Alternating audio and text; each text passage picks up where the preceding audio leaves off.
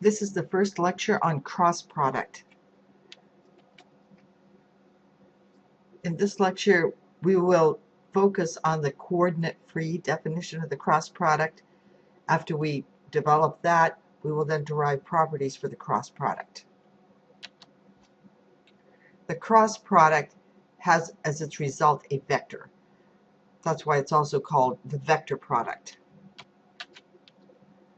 This is in contrast to the dot product or scalar product that has a scalar result.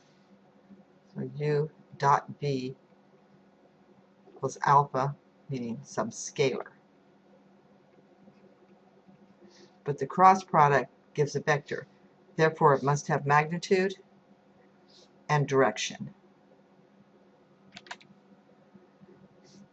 We could have guessed the magnitude for the cross product. If you look at the magnitude for the dot product, I'm just drawing one line here for simplicity, is magnitude of u times magnitude of v times the cosine of theta. Well, if you have something with a cosine of theta, it's natural to assume that somewhere there will be the same product with the sine of theta. And that is the magnitude of the cross product. The direction of the cross product is normal to the plane of the two vectors u and v. Okay, remember normal means a vector or line is at right angles to a plane.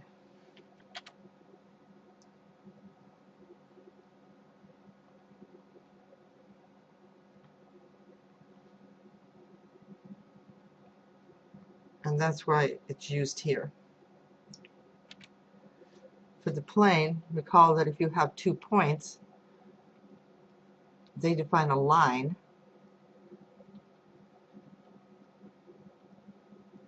And here we have 2 vectors defining a plane.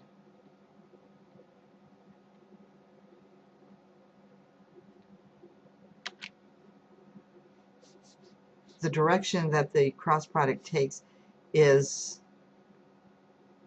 per the right-hand rule that we talked about previously for the coordinate system. So let's take another look at the right-hand rule. Here we have the finger position on the top, and previously the index finger went along the x-axis, the middle finger along the y-axis, and then the thumb was pointing in the direction of x cross y, or z. Here in general we have A cross B, so A is along the index finger, B is along the middle finger, and the thumb is showing the cross product direction of A cross B. Now if the cross product is taken in the other direction, say B cross A, then B has to line up with the index finger, A has to line up with the middle finger, and as a result of that, because you continue to use the right hand, the hand would have to turn upside down and the thumb would point in this direction. It would point down now for the cross product B cross A. The curling fingers is the same as before.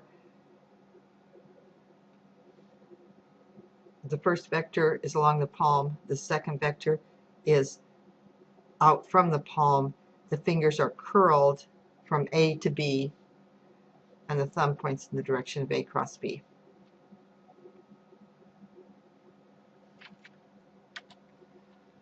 Again, you're encouraged to learn both of these. They are in use in physics. Just depends on the person. The one I've seen the most is this one with the curling fingers. And part of the reason for that is that you would have your current carrying conductor would be along the thumb, and the fingers are curling in the direction of the magnetic field. Also, the use of the word curl will come up again with more vector operations later in the semester. Now we're going to go back to our original coordinate-free definition and deduce two properties of the cross product.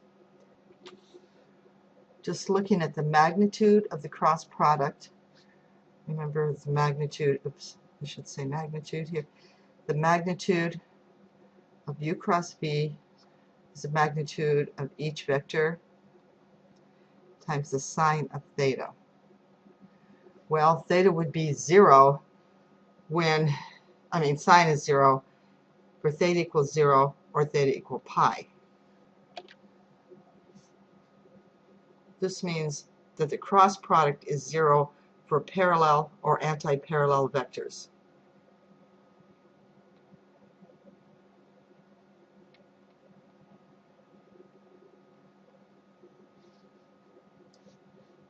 Recall for dot product is 0 when u and v are orthogonal. So now we have all of our bases covered. We have dot product being 0 for orthogonal vectors and the cross product being 0 for parallel vectors. When you're looking at the coordinate-free definitions, this doesn't have a lot of significance, because in order to use the coordinate-free definition, you have to know what theta is. So if you know theta in the first place, you already know whether it's parallel or perpendicular. Later on, we'll use components, and with components, you don't know right away whether the vector is parallel or perpendicular. However, if the cross product of two vectors comes out to be 0, then you know they were either parallel or anti-parallel. If their dot product comes out to be 0, then the vectors were orthogonal. When we look at the direction of the cross product, okay, let's look at that for a minute. All right, just by the right-hand rule, we have u cross v being in this direction. What's in the other direction? It's v cross u. All right, looking at the magnitude, both of these have the same magnitude, but they point in opposite direction. All right, by our principle of scalar multiplication, this means they are multiplied by a -1, leading to this anti-commutative property of cross product. Basically, if you take u cross v and you do it the other way, v cross u, you're going to get the same magnitude, but it's going to point in the other direction. It's anti-commutative. This is in contrast to dot product that is commutative. U dot v equals v dot u. We can apply all of these results to these standard basis vectors. And of course, it's kind of circular here because the way the vectors were set up has to do with cross and dot products anyway, but we can list all these properties here, and later on we're going to make use of them. So first we have these dot products for the standard basis vectors. We know that perpendicular vectors have a 0 dot product, and because all these are mutually orthogonal,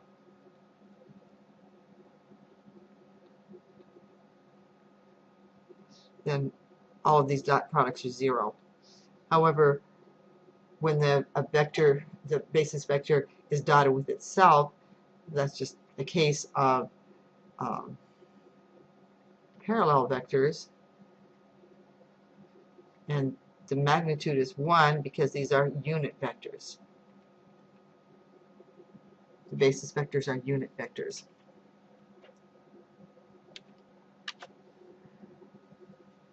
This is just to mention something extra for learning something different. All of these results for dot product can be summarized by using the Kronecker delta. That's a function, and it has two subscripts there. It's written like this. It's a piecewise function, and it's 1 if I is equal to j, and it's 0 otherwise. Say I not equal to j. That is the Kronecker delta function, spelled like this. And then delta.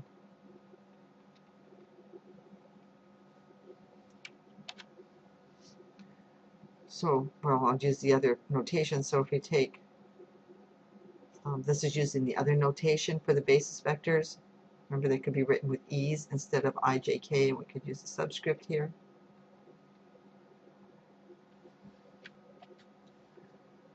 That might look a little confusing with the i's and j's. The I and j are just placeholders with the delta, and also on the e's, they can be I, j, or k. So by using this function, we summarize all these results right here. Well, actually, all you have to write is this if you know what Kronecker delta means.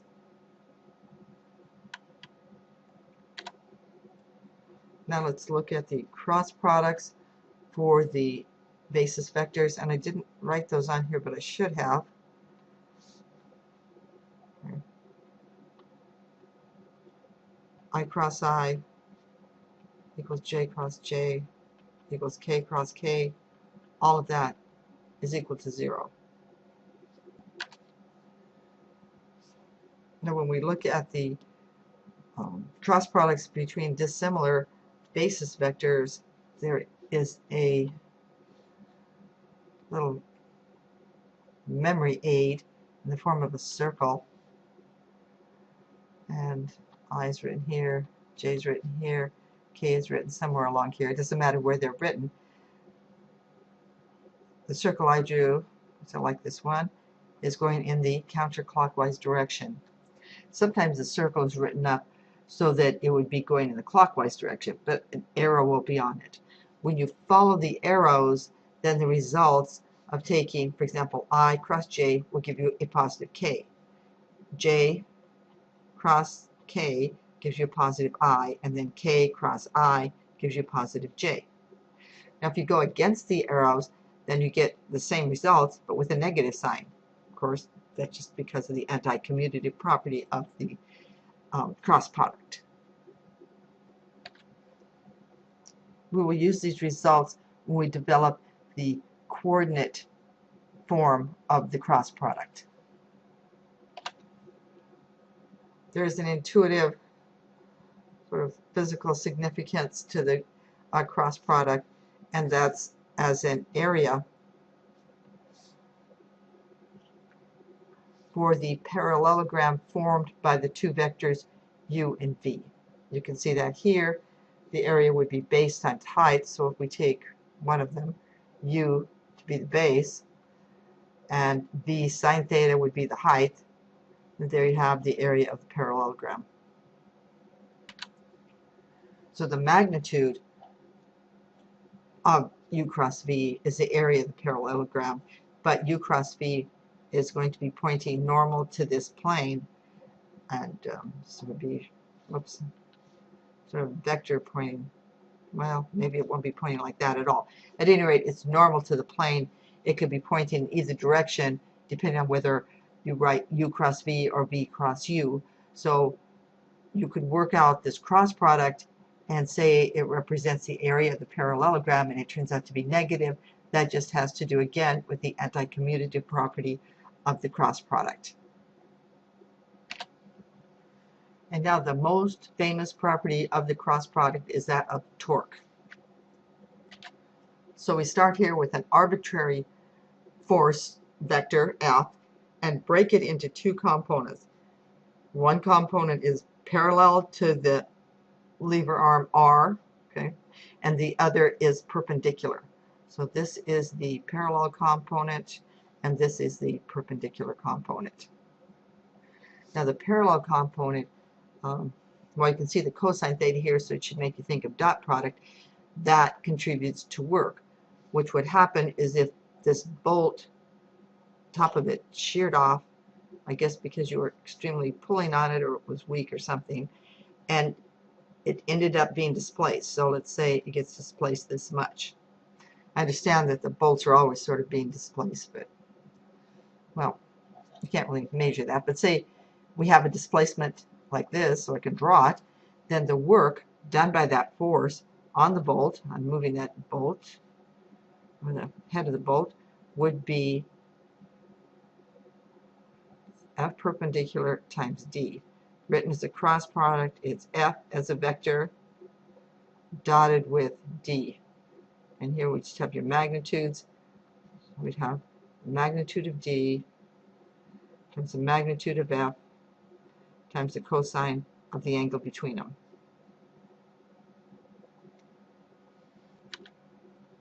So now we can look at torque, right? So the magnitude of the torque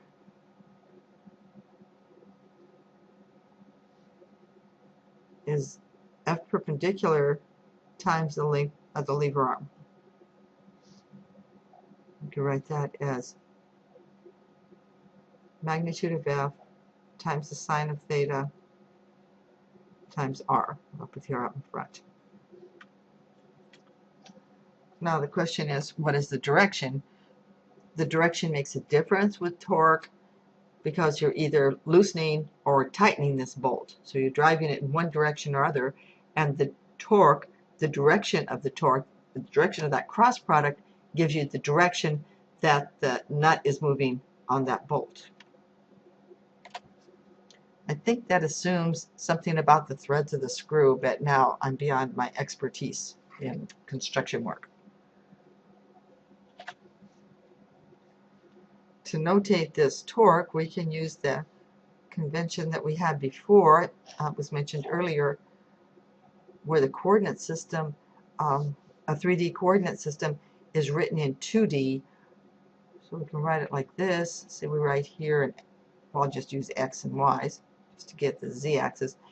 And if it's written like this on a 2D board and it's 3D, you still have to denote the direction of the Z-axis.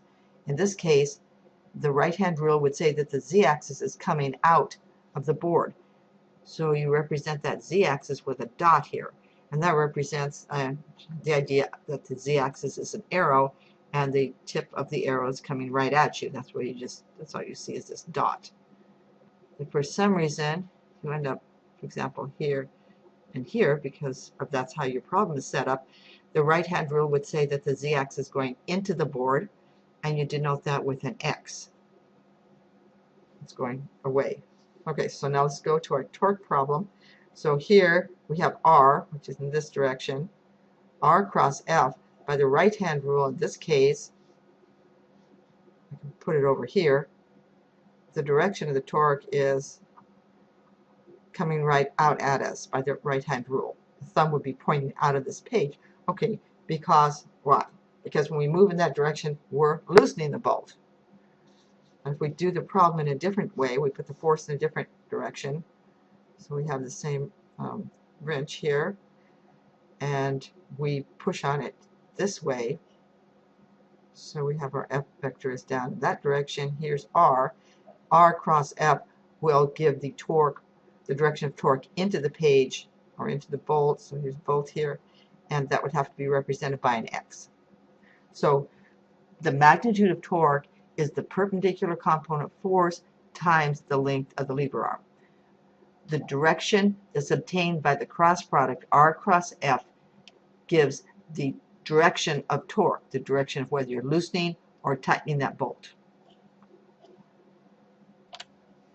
And now we can look at some more properties of the cross product, just like we did with dot product. I'm going to list the first one right here, that cross product is anti-commutative. We already knew that. Okay, but that's very important to list that. Now, as far as being distributive, is distributive over addition. This is the same thing for dot product too. Dot product was also distributive with respect to addition.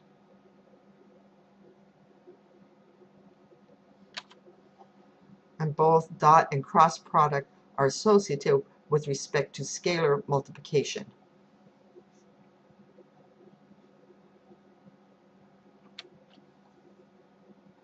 Now when it comes to zeros, there is no unique 0 for the cross product, just like there was no unique 0 for the dot product. As a result, there is no cancellation for cross product or for dot product. Let's review this result for dot product. If we have u dot v is equal to u dot w, and we had a similar situation with numbers. Say we have 4x is equal to 4y. Well, the 4's can be canceled out, or essentially, you can rewrite this as 4 times x minus y is equal to 0. The only solution here is that x has to be equal to y. Now for the case of u dot v equals u dot w, we can also rewrite this as u dot v minus w. We're using this distributive rule here. Okay, and this is equal to 0. All right. This does not necessarily imply that v is equal to w. Let's assume that u is not 0, because of course that would be the case. 0 is a vector. So you have two cases. One in which v minus w is 0, or v is equal to w. And that's similar to the case for regular multiplication of numbers. The other case where this can be 0 is just that u happens to be perpendicular to the vector v minus w. In that case, v minus w does not have to be 0 at all, and u doesn't have to be 0, which we said at the start. So u could just be perpendicular to v minus w, and v does not have to be equal to w.